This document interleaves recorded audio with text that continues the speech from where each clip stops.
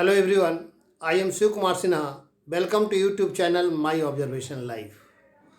आज हम बंगाल चुनाव 2021 पर अपना ऑब्जर्वेशंस प्रस्तुत करेंगे और यह ऑब्जर्वेशन का जो आधार होगा या बंगाल चुनाव की जो समीक्षा का आधार होगा वो पूरी तरह नॉन पॉलिटिकल होगा और इसमें किस पार्टी जीत रहा है और कौन पार्टी हार रहा है इसकी चर्चा नहीं करके हम यह फोकस करेंगे कि कौन मुख्यमंत्री बन रहा है, किसको मुख्यमंत्री बनने की संभावना है और यह जो मुख्यमंत्री बन रहा है इसका आधार जो है उसके जन्म तिथि में छिपे रहस्य का विश्लेषण है। यह ज्ञात हो कि hidden mystery in date of birth part 1 से लेकर के 17 तक प्रस्तुत कर चुके हैं और ये 17 जो प्रस्तुत किए हैं इसमें बहुत सारे एग्जाम्पल के सहारे एक मानक डिसाइड किए हैं कि कौन सा व्यक्ति किस परिस्थिति में सफल होता है, किस एज में सफल होता है, कौन वर्ष में सफल होता है, उसके जन्म तिथि के बेसिक रहस्य क्या है। इसका विश्लेषण हम पार्ट 1 से hidden mystery in date of birth part 1 से लेकर 17 तक में कर चुके हैं। अगर इसमें थोड़ा सा भी रुचि है तो आप उसको देख सकते हैं।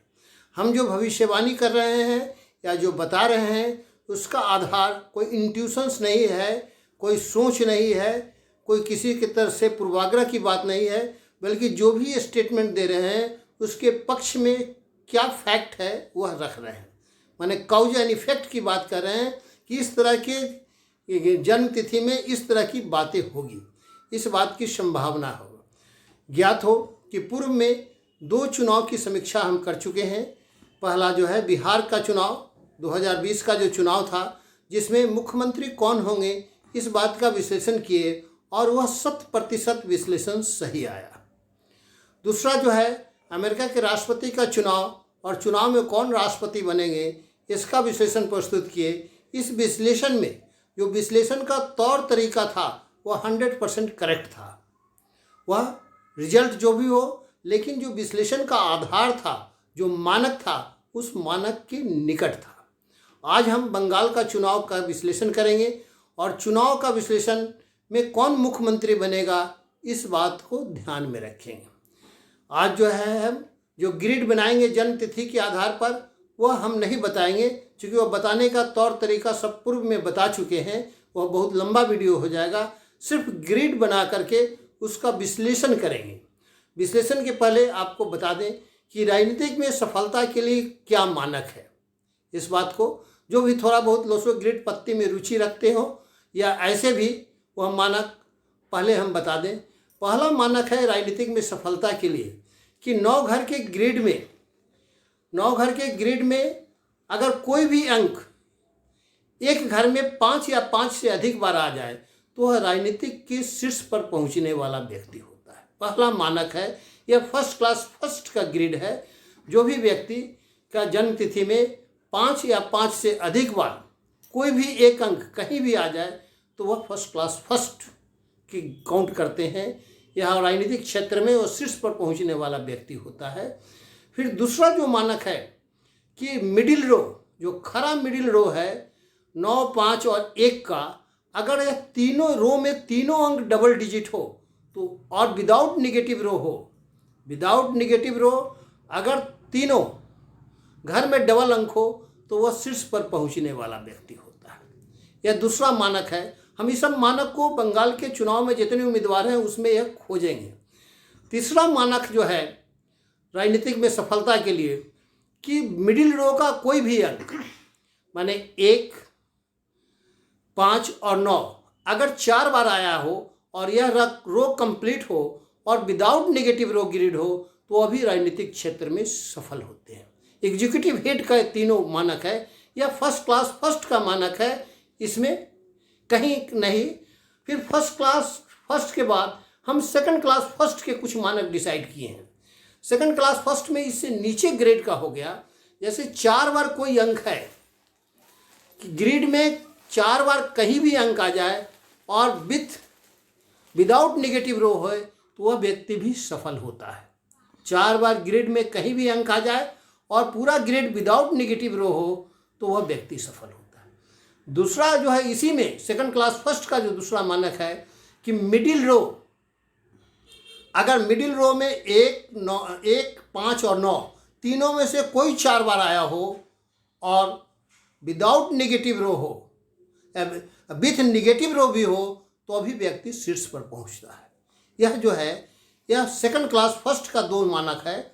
इस मानक पर फिर इसके अलावा है कि अगर जो है मिडिल रो स्ट्रांग हो, मिडिल रो के 2 घर में डबल अंक हो या उसके बगल में और उसके सपोर्ट में 2 रो या 3 रो बनता हो, तो वह व्यक्ति भी सेकंड क्लास फर्स्ट में वह शीर्ष पर पहुंचने वाला होता है। इन मानकों को हम खोजेंगे और खोज करके बताएंगे कि कौन बंगाल का मुख्यमंत्री बनेगा।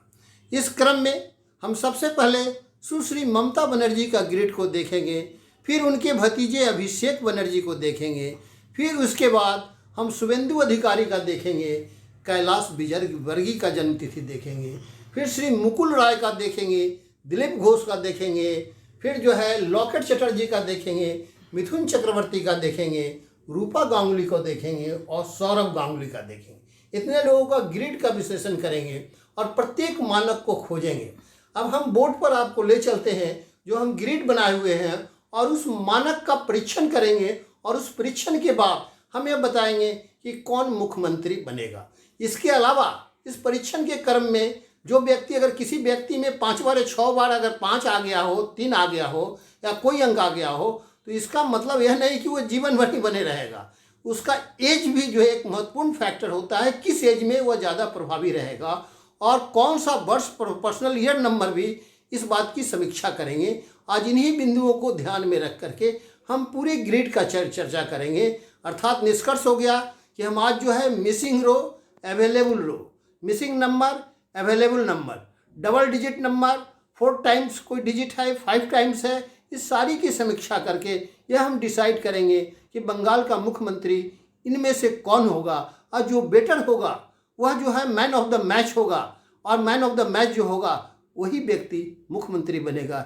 इस बात की हम तलाश करेंगे। हम आपको अब अपने बोर्ड पर ले चलते हैं, सभी मानक को हम इसमें खोजते हैं। तो जो फर्स्ट क्लास फर्स्ट का जो 3 मानक डिसाइड किए थे हम इस ग्रिड में खोजते हैं, तो किसी के भी ग्रिड में फर्स्ट क्लास फर्स्ट का मानक जो है उपलब्ध नहीं है। या अब जो है फर्स्ट क्लास फर्स्ट का नहीं है तो सेकंड क्लास फर्स्ट का खोजते हैं। तो सेकंड क्लास फर्स्ट में था कि 4 बार अगर कोई अंक हो, 1, 5 और 9, और विदाउट नेगेटिव रो होने के बावजूद भी, तो वह सिर्फ ममता बनर्जी में 4 बार 5 आया है। सभी के ग्रिड में देखें, इसमें भी कोई अंक 4 बार नहीं आया है। अभिषेक बनर्जी, कैलाश विजयवर्गीय, किसी में भी 4 बार नहीं आया है। रूपा गांगुली और सौरभ गांगुली में भी 4 बार कोई अंक नहीं आया है। अर्थात सेकंड क्लास फर्स्ट का ग्रिड जो है सुश्री ममता बनर्जी का ही है। इस आधार पर हम कह सकते हैं कि सेकंड क्लास फर्स्ट के रूप में किसी का ग्रिड नहीं है, सिर्फ ममता बनर्जी का है। इसलिए प्रथम दृष्टया ममता बनर्जी ही मुख्यमंत्री के रूप में कंटिन्यू करेगी। लेकिन ऐसी बात नहीं है कि ग्रिड में अगर सब कुछ सबल है तो वह जीवन भर ही सबल रहेगी। उसका एज फैक्टर और वर्ष फैक्टर भी काम करता है। तब हम एज की दृष्टि से एज का नंबर और पर्सनल ईयर नंबर 2021 कैसा है, इसकी जब समीक्षा करते हैं तब हम पाते हैं कि ममता बनर्जी का यह एज जो नंबर है वह कहीं भी न पर्सनल ईयर नंबर, न एज नंबर, न ड्राइविंग नंबर से मिलता है, न कंडक्टिंग नंबर से मिलता है। इतना ही नहीं, साथ ही साथ वह जो एज नंबर है वह ग्रिड में भी नहीं है, पर्सनल ईयर नंबर भी ग्रिड में नहीं है। इसलिए यह वर्ष इनके लिए निगेटिव है, क्योंकि एज के दृष्टि से और पर्सनल ईयर के नंबर के दृष्टि से अच्छे कुंडली होते हुए, सेकंड क्लास फर्स्ट का होते हुए भी यह नहीं है। अगर यह नहीं है तो यह सत्ता से अगर फिसलेगी तो टीएमसी में दूसरा व्यक्ति कौन होगा। तब जब हम उनके भतीजे अभिषेक बनर्जी का ग्रिड पर नज़र डालते हैं तो उनके ग्रिड में भी 3 बार 1, 5 और 9 है, जो सत्ता में आने का संकेत है, लेकिन 1 रो निगेटिव है, जिसके कारण वे विवाद में बने रहेंगे। यह 1 रो निगेटिव के कारण वह विवाद में बने रहेंगे और ड्राइविंग नंबर और कंडक्टिंग ड्राइविंग नंबर के अनुसार उनका एज नहीं है, personal year number conducting number के अनुसार है, इसलिए कुछ सपोर्ट करेगा। इसलिए ममता बनर्जी के फिसलने पर इन पर विचार हो सकता है, लेकिन बहुत फोर्सफुल ग्रिड नहीं है। अब हम आते हैं शुभेंदु अधिकारी। सेकंड क्लास फर्स्ट की जो बात कहे थे ममता बनर्जी का, इनमें भी देखते हैं कि मिडिल रो स्ट्रांग है और 3 बार 1 है। साथ ही साथ 8 ट्रिपल 1 6 का एक रो कंप्लीट होता है, 2 7 6 का कंट्रोल होता है। अगर सेकंड क्लास फर्स्ट की ग्रेड में, सेकंड लेयर का ग्रेड में शुभेंदु अधिकारी का भी ग्रेड काफ़ी स्ट्रांग है। साथ ही साथ इनका एज फैक्टर जो ड्राइविंग नंबर के अनुसार 51 में 6 के सेकेंड्स में आता है, इसलिए यह बर्थ सपोर्ट कर रहा है। और 5 जो है, 5 नंबर इनका पर्सनल ईयर नंबर है, उनके ग्रिड में भी 5 नंबर है, इसलिए ये भी सपोर्ट कर रहा है। इस दृष्टि से शुभेंदु अधिकारी मुख्यमंत्री के दावेदार हो सकते हैं। इनका भी ग्रिड प्रबल है और नंदीग्राम में शायद ममता बनर्जी को यह शिकस्त दे सकते हैं, चूँकि इनका एज नंबर पॉजिटिव है शुभेंदु अधिकारी का, इनका एज और पर्सनल ईयर नंबर नेगेटिव है, इसलिए यह टक्कर निश्चित है। फिर हम कैलाश विजयवर्गीय के आते हैं। कैलाश विजयवर्गीय का भी मिडिल रो स्ट्रांग है, लेकिन 1 1 5 5 9 9 नहीं है। 9 की नहीं रहने के बाद 3 3 है और साथ ही साथ 4 5 और 6 का लक्की रो बनता है, इसलिए यह व्यक्ति भी काफ़ी लक्की है। और मुख्यमंत्री के दौर में इनका भी ग्रेड काफ़ी पॉजिटिव है। इनका जो है एज जो है 65 वर्ष का हो रहा है, जो ग्रिड में नहीं है, ड्राइविंग और कंडक्टिंग नंबर से नहीं मिल रहा है, तो यह मैच नहीं कर रहा है। लेकिन पर्सनल ईयर नंबर जो है वह आपका 5 जो है 5 है और पर्सनल ईयर नंबर भी है, इसलिए 2021 उनको सपोर्ट कर रहा है। इसलिए कैलाश विजयवर्गीय भी मुख्यमंत्री के दावेदार हो सकते हैं। फिर हम आते हैं मुकुल राय में। मुकुल राय में 9 5 और 1 1 है और साथ ही साथ इसके सपोर्ट में कोई रो नहीं है। 4 4 है लेकिन सपोर्ट में नहीं है, इसलिए शुभेंदु अधिकारी और कैलाश विजयवर्गीय से इनके नीचे का स्तर क्या ग्रेड है। दिलीप घोष की जब बात करते हैं तो दिलीप घोष में 1 है, लेकिन मात्र 2 रो ही कंप्लीट है, इसलिए इनका भी जो है ग्रेड शुभेंदु अधिकारी और कैलाश विजयवर्गीय से नीचे का है। फिर लॉकेट चटर्जी को देखते हैं। 9 9 4 है, लेकिन 5 और सिंगल 1 है, यह रो कंप्लीट नहीं है। मात्र एक ही रो कंप्लीट है 9 4 के साथ, इसलिए यह भी शुभेंदु अधिकारी और कैलाश विजयवर्गीय से नीचे आते हैं। फिर मिथुन चक्रवर्ती का जब देखते हैं तो इनका 9 5 1 1 है और साथ ही साथ इनके सपोर्ट में 2 7 और 6 का रो है और एक तीसरा रो भी है 3 5 7 का। लेकिन 2 5 और 6 वाला व्यक्ति फिल्मी जगत में या कलात्मक जगत में श्रेष्ठ होते हैं, वह सही है। राजनीतिक में मात्र इनको सम्मान मिलने की संभावना है, मुख्यमंत्री की संभावनाएं कम है, वो भी लेकिन मात्र सम्मान मिलेगा, ऐसे फिल्मी क्षेत्र के नामी व्यक्ति है। फिर हम आते हैं रूपा गांगुली। रूपा गांगुली का भी देखते हैं तो 1 1 है, 5 9 है, साथ में 2 7 और 6 है और 4 9 5 का है। इनका भी चूँकि 1 1 है, इसलिए दृष्टि से एज फैक्टर और पर्सनल ईयर नंबर भी 5 है, इस दृष्टि से इनका भी पॉजिटिव पीरियड है, इसलिए इनको भी बहुत राजनीतिक सम्मान ऊंचा मिलने की संभावना है। और यह भी फिल्मी जगत में, आर्टिस्टिक जगत में सफल है 2 7 और 6 और मिथुन चक्रवर्ती के भांति, इसलिए ये भी व्यक्ति उस कंटेक्स्ट में है, लेकिन सेकंड लेयर के कंटेक्स्ट में है। सौरभ गांगुली में 8 और 7 है, हार्ड वर्किंग वाला प्ले खेलने वाला है 7 के लिए, इसलिए क्रिकेट जगत में ही है। इनका भी राजनीतिक में बहुत ऊंचे भविष्य की संभावना नहीं है। निष्कर्ष के रूप में हम आते हैं कि ममता बनर्जी, शुभेंदु अधिकारी और कैलाश विजयवर्गीय, इन्हीं तीनों में से कोई एक मुख्यमंत्री बनेंगे और सिर्फ ममता बनर्जी प्रथम दृष्टया वो कंटिन्यू करने वाली है, लेकिन एज की दृष्टि से और वर्ष की दृष्टि से 2021 का वर्ष उनके लिए पॉजिटिव नहीं है, इसलिए वो संघर्ष में और विवाद में रहेगी। और शुभेंदु अधिकारी का यह जो वर्ष है उनके पक्ष में है, 1 1 के साथ है, 5 9 और 2 रो सपोर्ट कर रहा है, इसलिए यह सफल होंगे।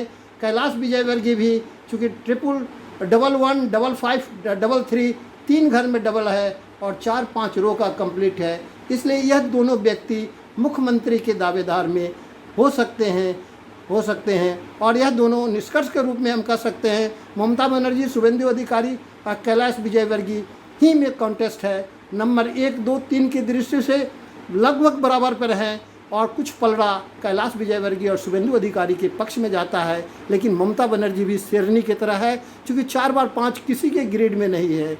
इसलिए निष्कर्ष के रूप में हम यही कह सकते हैं कि ममता बनर्जी, शुभेंदु अधिकारी या कैलाश विजयवर्गीय में से कोई, तीनों में से कोई अगला मुख्यमंत्री बनेंगे। अगर यह मेरा विश्लेषण आपको अच्छा लगता है तो इसे लाइक करें, शेयर करें और सब्सक्राइब करें। यह बिल्कुल नॉन पॉलिटिकल विश्लेषण है आप जैसा। धन्यवाद।